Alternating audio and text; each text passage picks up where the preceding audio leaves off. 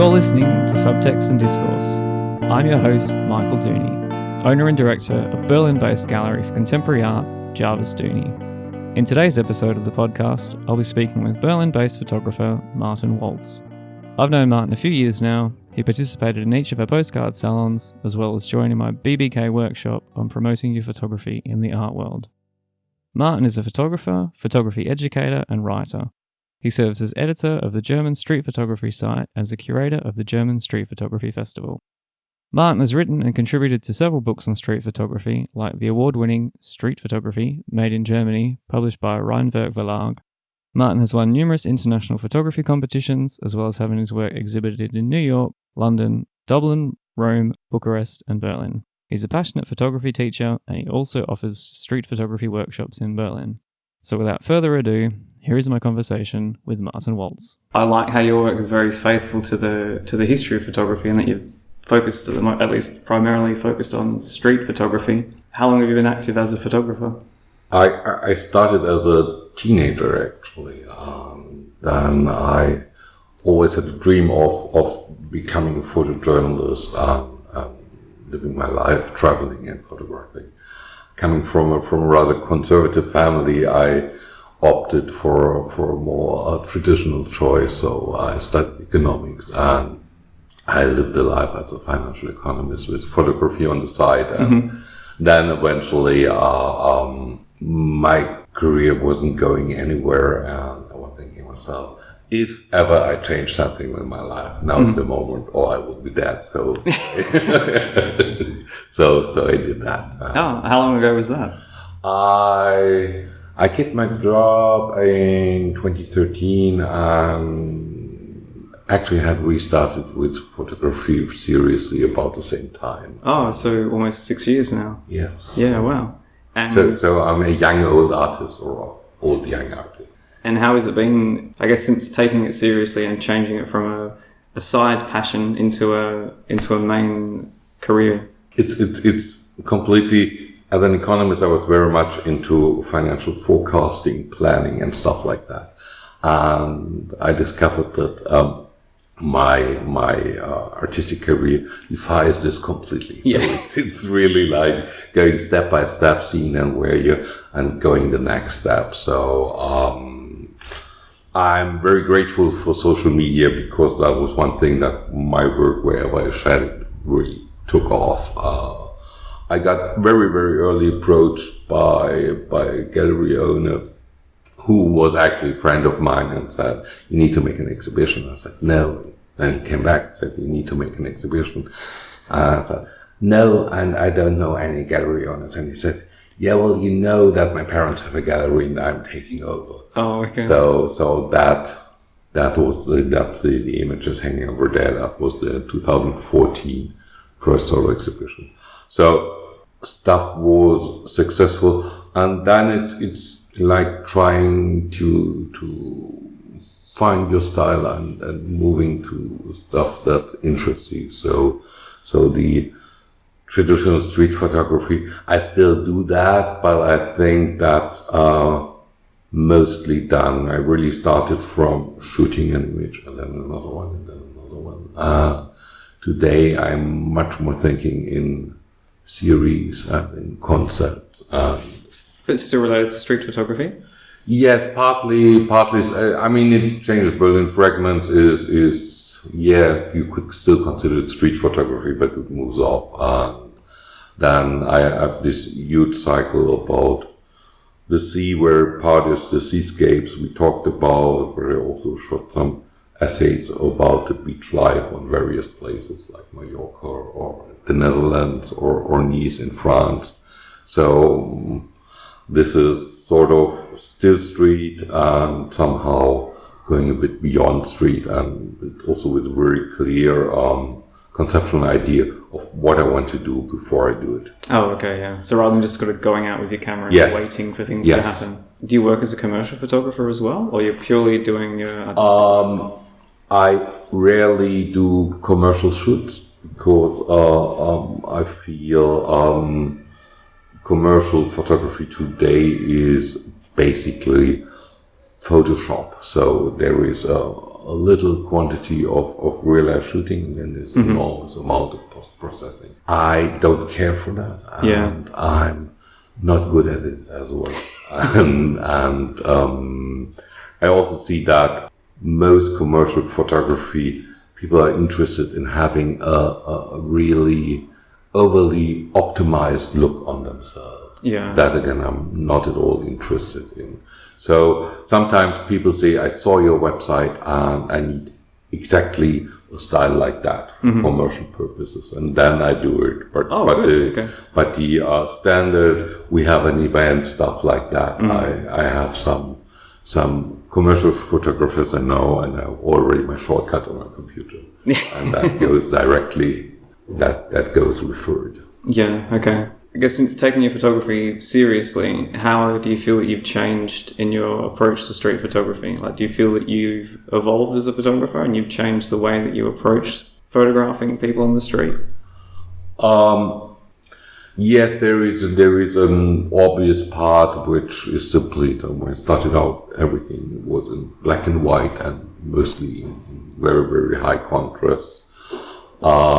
Today I shoot mostly in color, and like Berlin Fragments has nearly no post-processing on it. It's really like just minor adjustment and so on. I don't have a classical visual style like you see a photo of mine and say that's Martin Waltz. Okay, now this has to be as well. So I partially shoot very, very close range and quite aggressively, and partly I'm very laid back, and it's very well composed and very accurately made. So there are differences. What I feel over time, what changes is I'm more interested in, conceptually working means having an idea, usually starting with some image where I say, that's interesting, let's do more about that. And then I think, what would be more about that? And then I try to lay this out and start shooting that way. So that's an approach that has changed.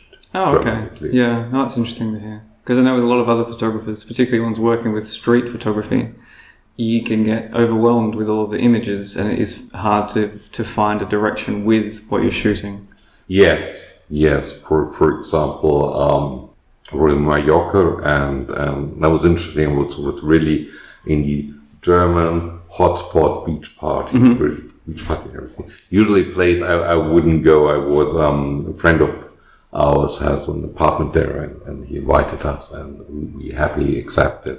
And I thought, what am I going to make out of this? And I was saying, okay, no Martin Parr funny shots, no Gildan style showing horny, drunken 20-somethings of both genders trying to have fun with a flash and close range. So then what's left? And I did. In the end, I did two things. One thing I shot very much a lot early in the mornings and in the evenings, avoiding the crowd, and did a really nice essay, which was quite calm. And then I looked at the beach and I saw all these palm trees, and I picked one which was closest to the beach, and I shot that palm tree over 24 hours. Each day I went there. So each shot is per se not even that important, because it's really about having the whole range, change of light, change of people, change of stuff. So that's a very different approach to traditional street photography, where you're very much into this exciting one single shot which stands on its own approach. Yeah. So you feel you've become more responsive to the location that you're in, rather than imposing your vision on a place. You're reacting to your surroundings. Yes, I'm absolutely. I try to find what is the place about and what resonates with me, obviously. So, but it's I see particularly street photographers traveling the world, and you can see changes when they have strong light versus when they have dull light. But mostly you see they have their style and they sort of rubber stamp it on every place and every location. And they also have a certain blissful ignorance for everything that's happening there. So I try to get a spirit of a place before I start shooting. What I was wondering is let me start again. When I was first getting into photography as well, and you hear about the history of street photography in certain locations. So obviously in New York is kind of the classic example, but also in Paris, there's a lot of street photography, and even in London to some extent. And as I was studying German and getting more interested in German photographic movements, the history of street photography seemed to be different or less present compared to other nations and other cities. Have you? Yeah, that's true. Actually, there are nowadays there's some well-known street photographers in Germany, also well-known beyond Germany. I think, and it's funny, by the way, because the tool of choice, the Leica camera, which it's German. It's German, it's really amazing. I think Germany has a very, very strong tradition of photojournalism and artistic photojournalism, and I think that took most of the part where others photojournalism is too confined for me to express myself. So this went the other way around. In the end, there are people who have done street photography without labeling like that. For example, Rudi Meisel is a typical street photographer. Harald Hauswald as well. So even though they can go under the label of photojournalist.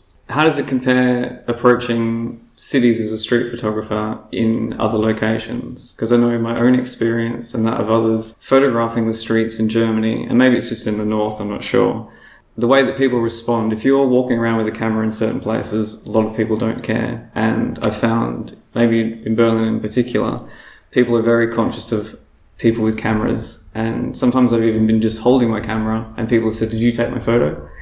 And that would never happen anywhere else. Have you had a similar experience here, or has it been a contrast?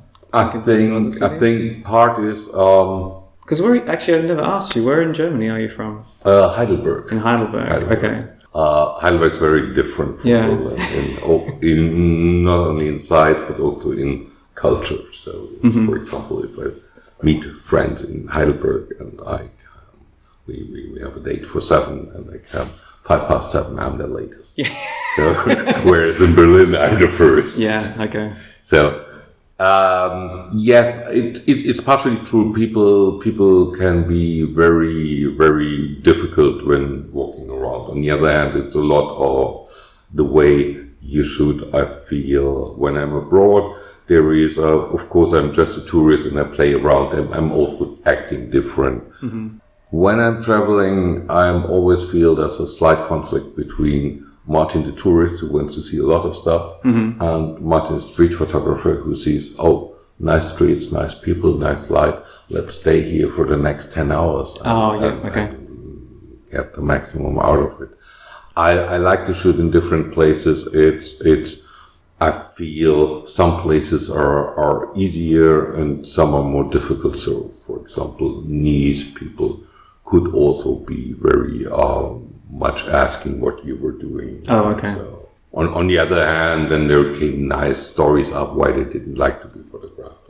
Basically, I rarely have troubles because I have an idea of who I can shoot and who don't.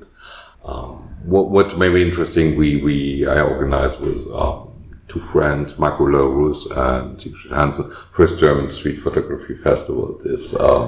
And it's the first, it happened already, or? Yeah, it happened already. It was in June, and it was also a big exhibition of street photography with over 80 images from, I think, 30-something photographers, so it was a really big thing. Oh, when did it go from? From when until when? That was June 20th to June 22th, I think. Oh, okay, That weekend. Sorry, I think I was away that weekend, so that's probably why I didn't know about It it. was in Hamburg anyway. So it was in Hamburg, okay. Yeah. It was even more of a distance. So, yeah, I guess tell me about the Street Photography Festival. Yeah, we did the typical festival things. We had an exhibition, we had a competition where we were looking both in single shots and in series. We had talks. And the interesting thing is the competition and the exhibition were both themed with a Mein Kiez, which means roughly my neighborhood. Yeah. So that and the shots had to be taken in Germany. So that the idea was to get somehow a vision of what people consider to be Germany right now. Was very, very, very interesting exhibition. Wow, and how many participating photographers? We had on the festival count, we had 150 spots cards available to sell, and we sold all out. Oh, wow. Had even a waiting list. And then we had some free parts where we were doing a photo slam, so we were critiquing photos without ever having seen them before. Siegfried Hans and Michael Rose and me on stage. That was very funny and very interesting. You'll do it again, do you think? Yes, it depends a bit on if the sponsors would go along, because the festival costs a lot. So we were happy to have really good sponsors who were willing to pay and only took very, very little space actually contributing to the festival. So if we can continue to work with them, we will continue with the festival as well. Yeah, wow. I guess it must have been a lot of organising and planning and incredible. I mean, you know the insane amount of work that goes in an exhibition before, and no person who has not done an exhibition will not understand the amount of work that goes there. And I think festival is the same thing, and it was really a bit nerve-wracking because I arrived Friday morning and the images weren't hanging. That was okay. And we found out that the way we wanted to hang them didn't work. So we had to go to a Baumarkt and to do it yourself shop and find a different solution. And it worked out. But you can imagine that. I think all exhibitions are a bit like. But still, I guess an exhibition versus a festival, it's like an exhibition times 10. It must be. Yeah, and then we had the weird speakers who became ill and all that. But in the end, it really worked for the first time for a lot of improvisation in the planning. It really, really worked well. And was there a reason to host it in Hamburg? The reason was Siegfried Hansen and Michael Rose are both Hamburg-based, and they said, I said Berlin, and they said Berlin at any time are so many events that you have a huge competition, whereas Hamburg is much more frugal in terms of interesting events. Yeah. And still as a city, it's interesting. So anyway, most people came. Yeah. So lots of people traveled to Hamburg? Yes. We really had people from actually coming from abroad, from foreign countries. So and from all over Germany. Oh, so the talks were in German or in? Yes, the talks were in German. That was we might change it next time. So this time I think we make it really focused on Germany, because Berlin is a bit different, but in other cities, when you switch to English, you lose the German audience. Definitely. Yeah. So in Berlin, you're pretty much used that wherever you go, it might happen in English. Or even if you had a balance, or you had one or two, if you have a guest speaker that doesn't speak German. Yeah, so we thought this one will make it exclusively German. Next one, we have to think about it. No, I mean, I used to live in Hamburg. It's much easier to navigate the city when you're speaking the language. Yeah, absolutely. I guess the festival has a website and everything. It must. Yes, it's German Streetfotografiefestival.com. I'll have to check it out. So, also parallel to that, you're now offering workshops, or did you start doing workshops before the festival, or that's always been something that you've done? I've done that all the time. I mean, that's, everybody who's somehow involved in the art has to make a living somehow. Exactly, yeah. And the one thing that came very early on was people asking me, can you teach? And I said, yeah, I can teach. Actually, I taught economics at university and really loved to teach. So I started doing that. More people came, and I said, well, you don't have to make a secret out of it. You could place it on your website and say that you teach. And then were people asking, and do you do group workshops as well? I said, yeah, I could do something like that. So it evolved, and right now it's important source of income for me, and it's a wonderful way to make a living, because it's very close to what I love, what I do. It's people really from all walks of life. Quite often people with accomplished careers who are somehow at a turning point where they're looking to reconnect with the creative side of them. So it's really interesting people at interesting stages of their lives. Working as a photographer or being self-employed, you're often working by yourself. And I think sometimes having the workshops is a good way to connect with people as well. Yes, also that's true as well. You're so much into in your own doing your own stuff, and actually relying also on your own feedback, because it's difficult to get qualified feedback if you're doing a sort of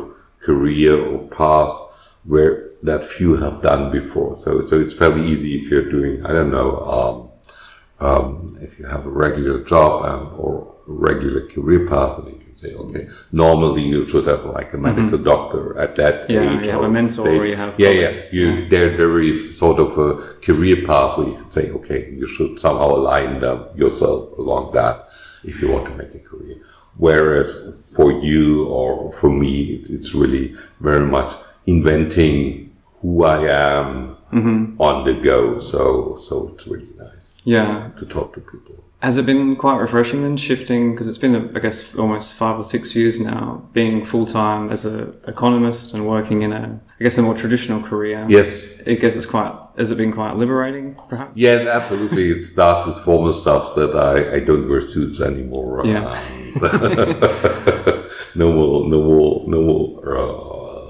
No more cordovan shoes and stuff like that. And of course, the way you work with people is very different. It comes with, I'm now 57. Usually people I work with have roughly half my age, come from all walks of life. That's very interesting. And I do now really exclusively stuff I really like to do. And whenever there comes somebody like, hey, we have a proposition for you. You could make some money by doing that, and I don't like it. And I'll say, thank you, but no thank you. Yeah, that must be nice to have that. Yes. That freedom. Yes, that's awesome. It's also a huge change in I was making not huge but decent money, and that came in on a regular basis. So back in the day when I had spent a bit too much, I just had to say, okay, keep it easy for the next 2 months, and it will just balance out. And money was never an issue because there was a steady stream, and now there's no steady stream and there's much less money. So I had to cut down expenses. So it's very different here. You probably have the same issue with, and it's not always clear how I will make money. So if I have 2 to 3 months finance ahead, I'm happy. That's the maximum I can get, actually. Yeah, I think probably having the foundation in economics probably helps. Yes, it gets an idea of how much money do I need. But as I said, it's so much of what I taught and learned in economics do not apply now. Yeah. It's really like I'm defying all my beliefs from formula, because I have no business model, really. I have no business plan. It's really, and my very simple accounting system is I have one bank account and I have a PayPal account, and if they somehow balancing out, I see, okay, I'm somehow getting there. So it's very pragmatic. Yeah, okay. Do you have any exhibitions coming up soon?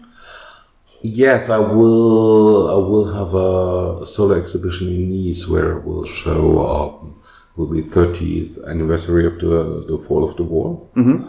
And I was asked to, when I was last in Nice, I was asked if I would do an exhibition on that. So I will show places of Berlin that have fundamentally changed through the fall of the wall.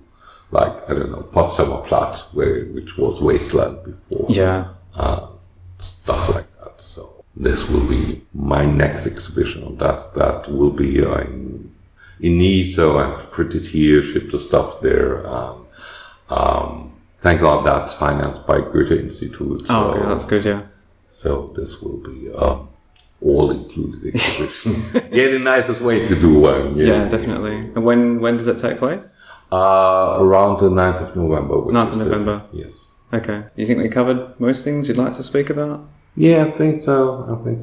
I have a new book which might be worth mentioning. Oh, yeah, of course. Yeah, Masters of Street Photography. Yeah, because you had. I saw you. Last year was the German last year. book. Yeah, you were in the German book. This one in English with some really big names in street photography. Yeah. So how did that come about? Yeah, that's the fun thing. Sometimes it's really opening your email is just enough. So that was the case there. That's also very flattering when somebody approaches you and says, "Hey."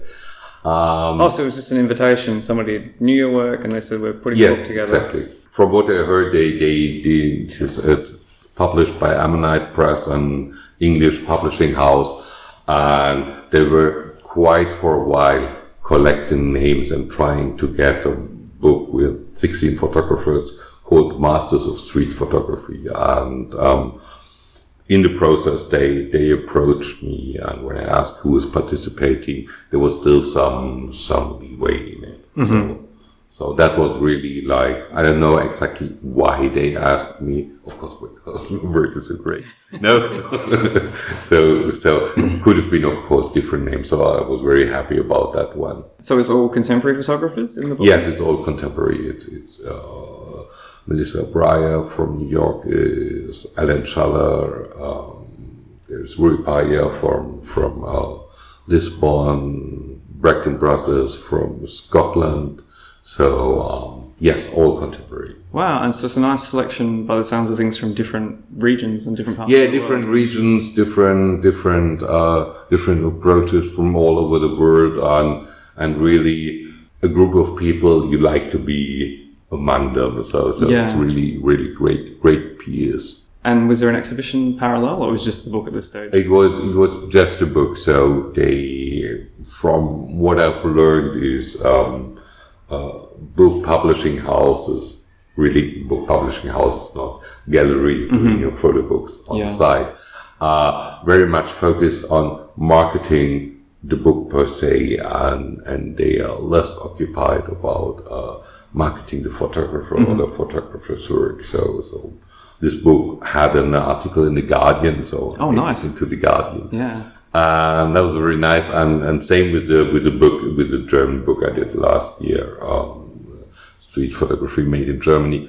They really do a good job in promoting the book, but the book is the merchandise, and makes sense. That's okay. Yeah. That's okay. So the other one, Street Photography Made in Germany, that was just your work, or that was also that was a group of 10 street photographers, also two of them, Marco Larus and Sigrid Hansen, which I did the German Street Photography Festival. Yes, that was a book of 10. And that was actually hugely successful in Germany. It's very good. It got a Fotobuchpreis, Deutscher Fotobuchpreis in Bronze. So, yeah. I was completely surprised by that. That's also the nice thing if you work with a professional publishing house, because they take care of such stuff. Yeah, all the promotion and everything. Submitting and having it published in newspapers and so on. Yeah, was that the first time you'd been published in a book? Yes, last year was published in another book, and I wrote an ebook for a printing company, which also goes quite well, quite successful, quite well received. So yes, last year I started the sort of the bookmaking thing. Yeah. I completely underestimated two things: the pleasure of holding your work in a book, and also the amount of attention a book gets. Yeah. For me, it was also quite a surprise discovering that there's almost like a whole subculture of people that just enjoy photo books rather than like other ways of appreciating photography. Yes, I feel that there was a certain moment when you had a feeling that there becomes sort of a photo book scene with photo book collectors, and even photo books becoming collectible items with huge premiums. I think nowadays a lot of people do photo books, and it has cooled a bit down. But still, I think it's a great way to present your work, and I plan on doing more stuff. Pretty much like the workshops. I got a lot of questions. Do you have a book on your own? I would so much like to buy it. Yeah. So yes, I will do that. Okay, so it's still in the pipeline. Yeah. Do you know what you'd make the book about? The Berlin impressions? I certainly will somehow do a Berlin street photography book. Yes, that's one kind of book. Then I will certainly do something like a how-to street photography book, which works well with my workshops. When I did the thing for the printing company, I really was a bit worried about the feedback by my professional peers, and I say, oh, it's all obvious. And they really liked it, and a lot of beginners wrote me and said, oh, that's so great to have that. So I think there is a certain interest for that, even though it's not extremely artistic. So what was the printing book that you published? It was an ebook that you made? Yeah, it was an ebook.